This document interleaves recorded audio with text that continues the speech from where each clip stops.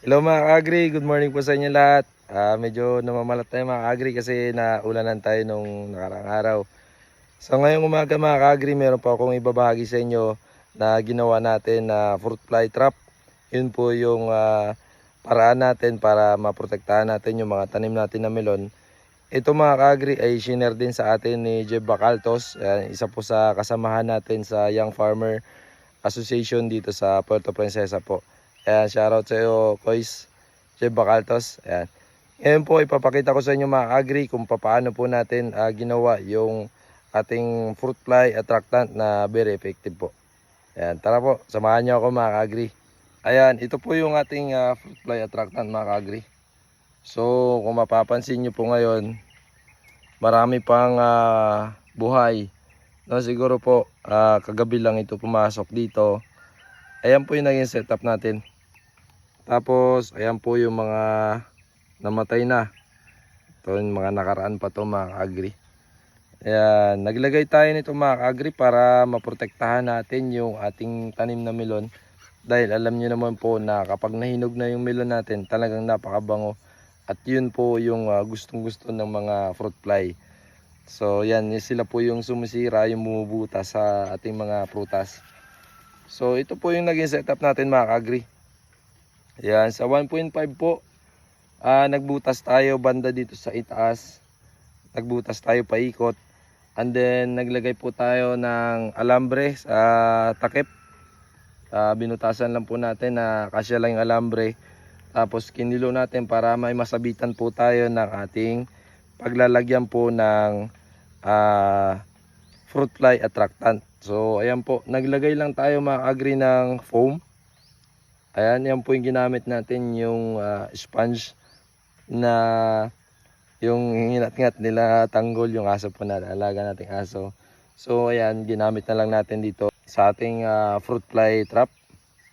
So yung foam na yan mga agri, siya yung binuhusan natin ng fruit fly attractant para po mag-hold ng liquid o ma-stuck po dyan yung amoy na talagang gugustuhin na puntahan ng mga fruit fly. Ayan po.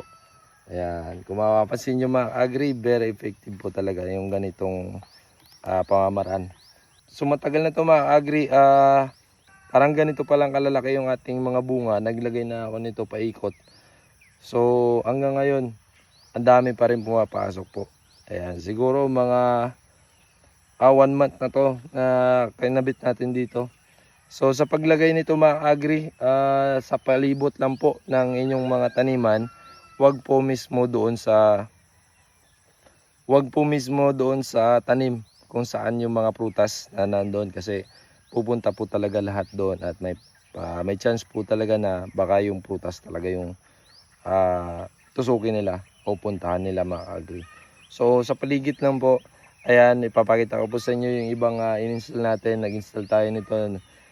Gumawa tayo nito ng mga siguro 6 na piraso po yung ginawa natin ito paikot.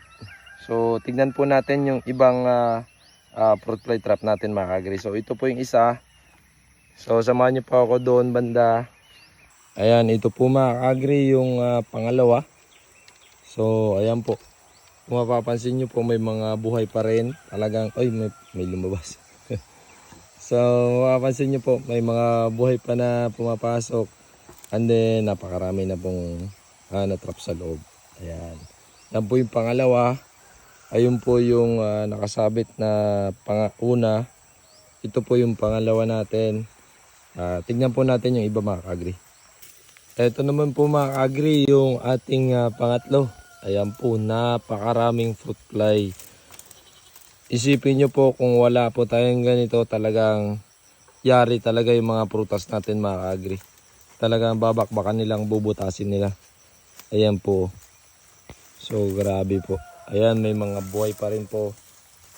Makikita nyo mga agri. Ayan. Papasok po yan mamaya. At matutulad din po yan sa mga kasama niya, matatrap dyan sa loob. Ayan po yung pangatlo natin. Sobrang daming natrap.